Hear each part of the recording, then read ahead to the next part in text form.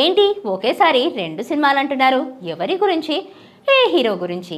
ఇంతకీ ఏంటా సినిమాలంటే వస్తున్నాం, అక్కడికే వస్తున్నాం.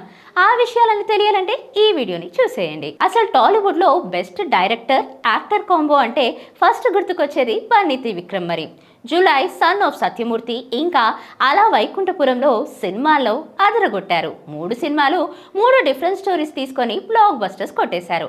అయితే ప్రస్తుతం అల్లు అర్జున్ పుష్ప 2తో తన కెరియర్లో బిగ్గెస్ట్ హిట్ కొట్టేశాడు. అలానే ఆ సినిమా 2000 కోట్లు కలెక్ట్ చేసి అబ్బురపరిచారు. అయితే సంధ్యా థియేటర్ ఇన్సిడెంట్ వల్ల సెలబ్రేట్ చేసుకోలేదు, కానీ లేకపోతే సెలబ్రేషన్స్ మూత మోగిపోయేవి.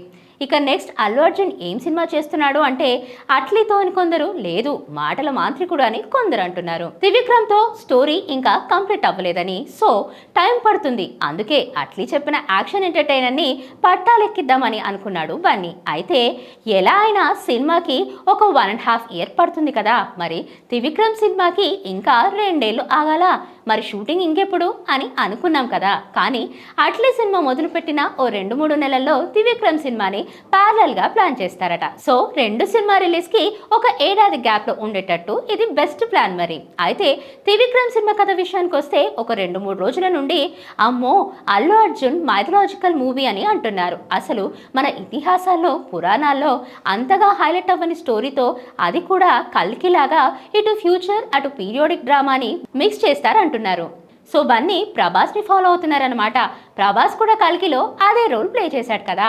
సక్సెస్ఫుల్ ఫార్ములా కాబట్టి పర్లేదు, కానీ సరిగ్గా ఎగ్జిక్యూట్ చేయాలి, లేకపోతే ప్రభాస్ ఆదిపురుషులా అవుతుంది. Please subscribe to the channel and download the Politicos app from the links in the description.